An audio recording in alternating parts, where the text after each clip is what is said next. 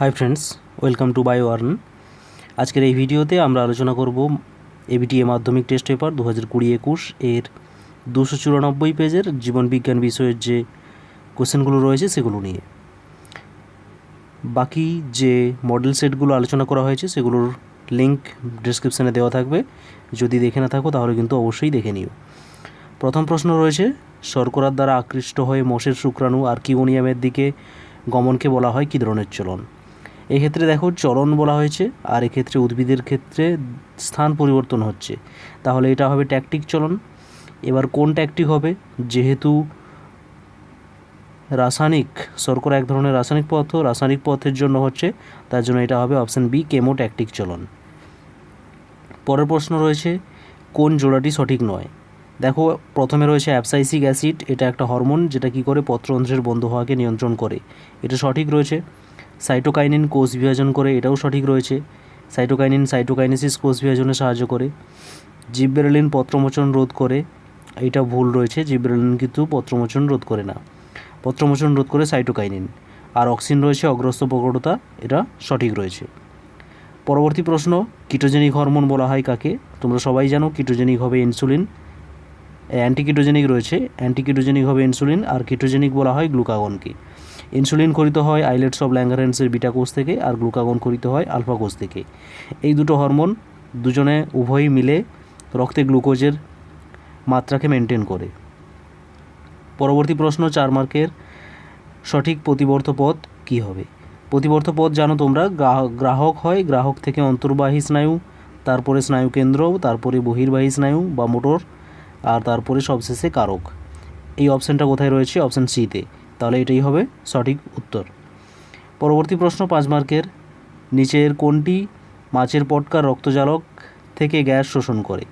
দেখো মাছের পটকার দুটো প্রকোষ্ঠ রয়েছে, সামনের দিকের অগ্র প্রকোষ্ঠ, সেটাকে বলা হয় রেড গ্রন্থি, আর সেখানে গ্যাস তৈরি হয়। তার পরবর্তী যে পশ্চাৎ প্রকোষ্ঠ তাকে বলা হয় রেটিয়া মিরাবিলিয়া। সেই রেটিয়া মিরাবিলিয়া কী করে? প্রথম প্রকোষ্ঠে যে গ্যাস তৈরি হয় তাকে কিন্তু শোষণ করে, তাহলে এখানে গ্যাস শোষণ করে কোন অংশ হবে? পশ্চাৎ প্রকোষ্ঠ, অর্থাৎ রেটিয়া মিরাবিলিয়া, অপশান ডি।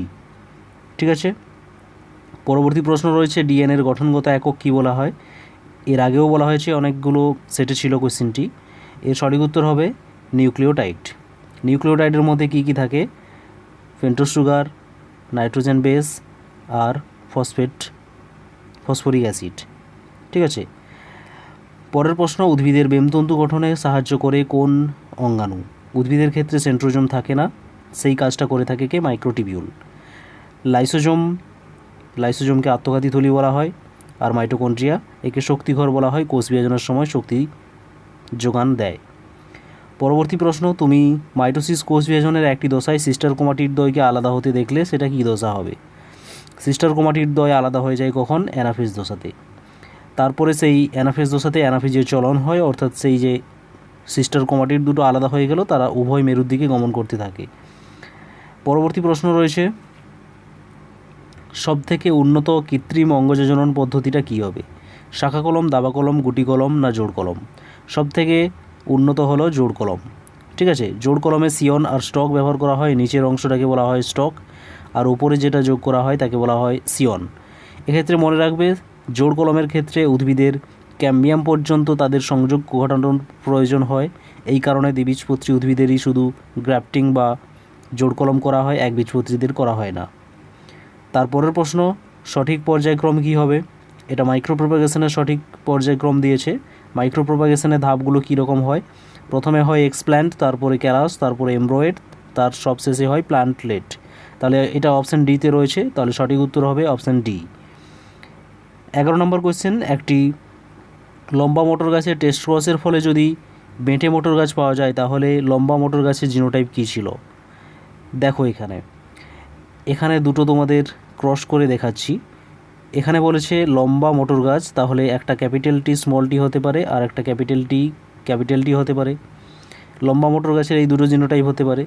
এদের সঙ্গে কি করা হয়েছে? Test cross. টেস্ট ক্রস মানে কি? প্রচ্ছন্ন জিনোটাইপযুক্ত জীবের মধ্যে ক্রস করানো। তাহলে এখানে স্মল টির সঙ্গে ক্রস করাতে হবে। এখান থেকে দেখো, এখান থেকে দুটো গ্যামেট তৈরি হবে, ক্যাপিটাল টি স্মল টি, এখান থেকে একই ধরনের গ্যামেট তৈরি হবে, স্মল টি। এখান থেকে একই ধরনের ক্যাপিটাল টি, আর এখান থেকে একই ধরনের স্মল টি। তাহলে এখান থেকে ক্যাপিটাল টির সঙ্গে স্মল টি একটা হবে, আর স্মল টির সঙ্গে স্মল টি হবে। এখানে তাহলে বেটে মটর গাছ পাওয়া যাচ্ছে, কিন্তু এখানে ক্যাপিটাল টির সঙ্গে স্মল টি হবে, এটা কিন্তু বেটে হবে না, এটা হবে লম্বা। তাহলে দেখো যে টেস্ট ক্রসে বেটে মটর গাছ পাওয়া গেছে, তাহলে সেই লম্বা মটর গাছের জিনোটাইপ কী হবে? ক্যাপিটাল টি না ক্যাপিটাল টি স্মল টি? এক্ষেত্রে যেহেতু বেটে মটর গাছ পাওয়া গেছে, আমাদের রেজাল্টে দেওয়া ছিল বেটে মটর গাছের কথা, আর এখানে যেহেতু পাওয়া যাচ্ছে না, তাহলে এই জিনোটাইপটা হবে না। সঠিক উত্তর হবে ক্যাপিটাল টি স্মল টি, অর্থাৎ অপশান সি। ঠিক আছে, ক্লিয়ার হয়েছে? পরবর্তী প্রশ্ন, পিতা মাতা উভয় যদি থ্যালাসেমিয়ার বাহক হয়, তাহলে দম্পতির সন্তান তাদের ক্ষেত্রে থ্যালাসেমিয়া হওয়ার সম্ভাবনা কত % থাকবে? দেখে নাও, বাহক বলেছে, একটা ক্যাপিটাল আর একটা স্মল নিয়ে নেব আমরা। ক্যাপিটাল স্মল, স্মলগুলো হচ্ছে রোগের জন্য দায়ী। তাহলে এখান থেকে capital T small tea gamete, এখান থেকেও capital T small tea gamete. প্রথমে ক্যাপিটাল টি হয়ে যাবে, এটা স্বাভাবিক হবে। তারপরে ক্যাপিটাল টি স্মল টি, এগুলো বাহক হবে। আবার একটা ক্যাপিটাল টি স্মল টি হবে, এটাও বাহক হবে। স্মল টি এটা আক্রান্ত হবে, যেহেতু এটা প্রচ্ছন্ন জিনঘটিত রোগ। তাহলে এখানে 4টের মধ্যে একটাতে প্রকাশ পাচ্ছে, তাহলে কত % হবে? 25%। কোন অপশান রয়েছে? অপশান বিতে রয়েছে 25%। পরবর্তী প্রশ্ন, বর্ণান্ধ পুরুষের জিনোটাইপ কী হবে? বর্ণান্ধ পুরুষের ক্ষেত্রে একটা এক্স ক্রোমোজোম আর একটা ওয়াই ক্রোমোজোম থাকে। তাহলে বর্ণান্ধতার জন্য সি ব্যবহার করা হয়, আর C+ ব্যবহার করা হয় স্বাভাবিকের জন্য। তাহলে এখানে কি হবে? ওয়াইতে কিছু থাকবে না। বর্ণান্ধতার জিন কোথায় থাকে? এক্স ক্রোমোজোমে থাকে। তাহলে XCY, এই অপশানটা কোথায় রয়েছে? অপশান বিতে। অপশান সিতে কিন্তু ওয়াইতে আবার সি দিয়ে দিয়েছে, এটা কিন্তু হবে না। তাহলে সঠিক উত্তর হবে কোনটা? Option B. 14 নম্বর কোয়েশ্চেন, এই জিনোটাইপযুক্ত জীব থেকে কত ধরনের গ্যামেট পাওয়া যাবে? দেখো, গ্যামেট তৈরি হওয়ার সূত্র বলা আছে, তোমরা সবাই জানো অবশ্যই। এখান থেকে কত ধরনের পাওয়া যাবে? এখানে একটাই হেটেরোজাইগাস কন্ডিশন, তাহলে 2⁴ = 2, অর্থাৎ 2 ধরনের গ্যামেট পাওয়া যাবে। Option B right answer. পরবর্তী প্রশ্ন, মেন্ডেলের 7 জোড়া বিপরীতধর্মী বৈশিষ্ট্যের মধ্যে কোনটি প্রকট গুণ? প্রকট গুণ হলুদ ফল, এটা প্রকট নয়। হলুদ বীজ, এটাই প্রকট। আর সাদা ফুল তো নয়, শীর্ষস্থ ফুল নয়। হলুদ বীজ প্রকট বৈশিষ্ট্য। পরবর্তী প্রশ্ন রয়েছে, জিববেরেলিনের রাসায়নিক সংকেত কী হবে? জিববেরেলিনের রাসায়নিক সংকেত তোমরা জানো, কার্বন থাকে, হাইড্রোজেন থাকে, আর অক্সিজেন থাকে। কার্বন থাকে 19, H থাকে 22টি, আর অক্সিজেন 6টি। এটাই হচ্ছে তার রাসায়নিক সংকেত। এর মধ্যে কোনো নাইট্রোজেন থাকে না, একে বলা হয় নাইট্রোজেনবিহীন একটা আম্লিক উদ্ভিদ হরমোন। পরবর্তী প্রশ্ন, ড্যাশ হরমোন নিউরোট্রান্সমিটার হিসেবে কাজ করে? অ্যাড্রিনালিন হরমোন নিউরোট্রান্সমিটার হিসেবে কাজ করে। তারপরে রয়েছে, ডিএনএতে উপস্থিত কিন্তু আরএনএতে অনুপস্থিত ক্ষারকটির নাম কী হবে? ডিএনএতে থাইমিন থাকে, কিন্তু আরএনএতে থাইমিন থাকে না, তার বদলে থাকে ইউরাসিল। তাহলে এটা হবে সঠিক উত্তর, থাইমিন। 2.4, ফার্নের জনুক্রমে ড্যাশ দশাটি ডিপ্লয়েড? ফার্নের জনুক্রমে রেণুধর দশা হয় ডিপ্লয়েড, অর্থাৎ 2N। আর লিঙ্গধর দশা সেটা হয় কত? হ্যাপ্লয়েড, অর্থাৎ N। তাহলে এখানে হবে রেণুধর দশা। 2.5, মেন্ডেলের স্বাধীন বিন্যাস সূত্রের ব্যতিক্রম কী হবে? এটা হবে লিঙ্কেজ। মেন্ডেলের স্বাধীন বিন্যাস সূত্রের ব্যতিক্রম লিঙ্কেজ। লিঙ্কেজটা কি তোমরা জানো? একটা ক্রোমোজোমে যে জিনগুলো যেখানে অবস্থান করে, পরবর্তী জেনারেশনে সেই ক্রোমোজোমেই জিনগুলো থাকতে চায়, একে বলা হয় লিঙ্কেজ। তারপরের প্রশ্ন 2.6, রক্ততঞ্চনে সাহায্যকারী ফ্যাক্টর ড্যাশের অভাবে রাজকীয় হিমোফিলিয়া, অর্থাৎ রয়্যাল হিমোফিলিয়া, অর্থাৎ হিমোফিলিয়া এ, এটা হয়ে থাকে কোন ফ্যাক্টর? ফ্যাক্টর 8। ফ্যাক্টর 8কে বলা হয় AHF, অ্যান্টি হিমোফিলিক ফ্যাক্টর। সত্য মিথ্যা রয়েছে, অ্যাবসাইসিক অ্যাসিডকে অ্যান্টিজিববেরেলিন বলা হয়, এটা সঠিক। জিববেরেলিন দৈর্ঘ্য বৃদ্ধিতে সাহায্য করে, কিন্তু অ্যাবসাইসিক অ্যাসিড সেটাকে বাধা দেয়, তার জন্য একে বলা হয় অ্যান্টিজিববেরেলিক অ্যাসিড। মস্তিষ্কের হাইপোথ্যালামাস অংশ রিলে কেন্দ্র হিসেবে কাজ করে, এটা ভুল হবে। থ্যালামাস রিলে কেন্দ্র হিসেবে কাজ করে। দ্বিতন্ত্রী ডিএনএর ব্যাস 34 অ্যাংস্ট্রম, এটা ভুল হবে। ডিএনএর যে ব্যাসটা থাকে, অর্থাৎ এখান থেকে এইটা ব্যাসটা কত হয়? 20 অ্যাংস্ট্রম হয়, আর 34 অ্যাংস্ট্রম হয় একটা সম্পূর্ণ পাকের দৈর্ঘ্য। মানুষের শুক্রাণুতে অবস্থিত অটোজোমের সংখ্যা 22টি, এটা সঠিক হয়। একটি হেটেরোজাইগাস লম্বা মোটর উদ্ভিদের সঙ্গে একটি হোমোজাইগাস লম্বা মোটর উদ্ভিদের সংকরায়ন ঘটানো হলে হোমোজাইগাস লম্বা মোটর উদ্ভিদ পাওয়া যাবে 75%। এটা দেখে নাও, একটা হেটেরোজাইগাস লম্বা অর্থাৎ ক্যাপিটাল টি স্মল টি, তার সঙ্গে একটা হোমোজাইগাস লম্বা অর্থাৎ ক্যাপিটাল টি।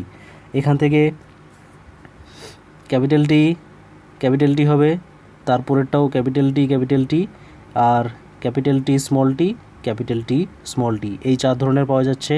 তাহলে এখানে হোমোজাইগাস লম্বা উদ্ভিদ পাওয়া যাবে কতগুলো? এই দুটো পাওয়া যাচ্ছে 4টের মধ্যে। তাহলে এটা হবে কত? 50% হওয়ার কথা, কিন্তু এখানে 75% দেওয়া হয়েছে, তাহলে এটা সঠিক উত্তর হবে না। তারপরে রয়েছে ডাউন সিনড্রোম ক্রোমোজোমের নন ডিসজাংশনের ফলে হয়। ডাউন সিনড্রোম ক্রোমোজোমের নন ডিসজাংশনের ফলে হয়, এটা সঠিক। এটা কত নম্বর ক্রোমোজোমে হয়? 21 নম্বর ক্রোমোজোমের নন ডিসজাংশনের ফলে হয়ে থাকে। তারপরে স্তম্ভ রয়েছে, থাইরক্সিনের সঙ্গে কোনটা ম্যাচ হবে? থাইরক্সিনের সঙ্গে দেখো তোমরা অপশান ডিতে রয়েছে আয়োডিন। এসিটিএইচের সঙ্গে হবে একটা রোগ রয়েছে কুশিং বর্ণিত রোগ। এসিটিএইচের যদি বেশি ক্ষরিত হয় তাহলে হয়ে যায় কি? কুশিং বর্ণিত রোগ, কুশিং সিনড্রোম বলা হয় একে। সেন্ট্রোমিয়ার রয়েছে, সেন্ট্রোমিয়ার ক্রোমোজোমের মুখ্য খাঁজে থাকে অর্থাৎ প্রাথমিক খাঁজ, অপশান ই সঠিক উত্তর। বহুবিভাজন এটা হয়ে থাকে প্লাজমোডিয়ামে, option G right answer. Christmas disease এটাকে বলা হয় হিমোফিলিয়া বি, তাহলে সঠিক উত্তর অপশান এ। আর হল্যান্ড্রিক জিন রয়েছে, হল্যান্ড্রিক জিন ওয়াই ক্রোমোজোমে থাকে, যার জন্য পুরুষের কানে লোম এর আবির্ভাব দেখা দেয়, তাহলে অপশান বি রাইট অ্যান্সার। এরপরে রয়েছে বিসদৃশ্য, এখানে কোনটা হবে দেখে নাও। কর্নিয়া রয়েছে, লেন্স রয়েছে, আইরিস আর ভিট্রিয়াস হিউমর। এর মধ্যে আলাদা হবে কোনটা? আলাদা হবে আইরিস, কারণ বাকিগুলো সবগুলো কিন্তু প্রতিসারক মাধ্যম হিসেবে কাজ করে, আর আইরিস কিন্তু প্রতিসারক মাধ্যম হিসেবে কাজ করে না। আইরিস কি কাজ করে? চোখে আলো প্রবেশ নিয়ন্ত্রণ করে। পরের প্রশ্ন রয়েছে সুপ্রা অপটিক নিউক্লিয়াস কোথায় থাকে? দেখো, সুপ্রা অপটিক আর প্যারাভেন্ট্রিকুলার নিউক্লিয়াস নামে দুটি কোষ, এটা থাকে হাইপোথ্যালামাসে। এবার সেখান থেকে সুপ্রা অপটিক নিউক্লিয়াস থেকে খরিত হয় এডিএইচ, আর প্যারাভেন্ট্রিকুলার থেকে খরিত হয় অক্সিটোসিন হরমোন। ঠিক আছে, পরের প্রশ্ন দেখো, নিচের সম্পর্কযুক্ত শব্দ জোড় রয়েছে। মেটাফেজ দশায় যদি মেটাফেজ প্লেট হয় তাহলে অ্যানাফেজ দশায় কী হবে? অ্যানাফেজ দশাতে যেটা তৈরি হয় সেটা হলো স্টেম বডি। ঠিক আছে, স্টেম বডি এটা তৈরি হয় অ্যানাফেজ দশার প্রায় শেষের দিকে। তারপরে রয়েছে অ্যাডাকশনে সাহায্য করে কোন পেশি? অ্যাডাকশন আর অ্যাবডাকশন। দেখো, অ্যাডাকশন হচ্ছে যখন কোনো অস্থি দেহ অক্ষের কাছাকাছি চলে আসে তখন তাকে বলা হয় অ্যাডাকশন, আর যখন দূরে চলে যায় তখন সেটাকে বলা হয় অ্যাবডাকশন। অ্যাডাকশনে সাহায্য করে ল্যাটিসিমাস ডরসি, আর অ্যাবডাকশনে সাহায্য করে ডেল্টয়েড পেশি। ঠিক আছে, তাহলে এখানে হবে ল্যাটিসিমাস ডরসি। তারপরের প্রশ্ন রয়েছে 256টি পরাগ রেণু সৃষ্টির জন্য কতবার মিওসিস বিভাজন হবে? দেখো, একবার মিওসিস বিভাজনে কতগুলো তৈরি হয়? 4টে অপত্য তৈরি হয়, অর্থাৎ 4টে পরাগ রেণু তৈরি হবে। তাহলে 256টি তৈরি হওয়ার জন্য কতবার মিওসিস হতে হবে? তাহলে একবারে যদি 4টা উৎপন্ন হয়, অর্থাৎ 4টা উৎপন্ন হতে লাগছে কত? একবার। তাহলে একটা তৈরি হতে 1-এর 4, তাহলে 256। তাহলে এটাকে তোমরা ক্যালকুলেশন করলে কত পাবে? 4 6 24, 1 থাকছে 4 16, 4 4 16, অর্থাৎ 64 বার মিওসিস কোষ বিভাজন হতে হবে। ঠিক আছে, তারপরে রয়েছে কায়াজমা কি? কায়াজমা দেখো, যখন ক্রসিং ওভার হয় তখন সেই নন সিস্টার ক্রোমাটিড দ্বয়ের মধ্যে এরকম একটা এক্স আকৃতির একটা গঠন দেখা যায়, তখন সেটাকে বলা হয় কায়াজমা।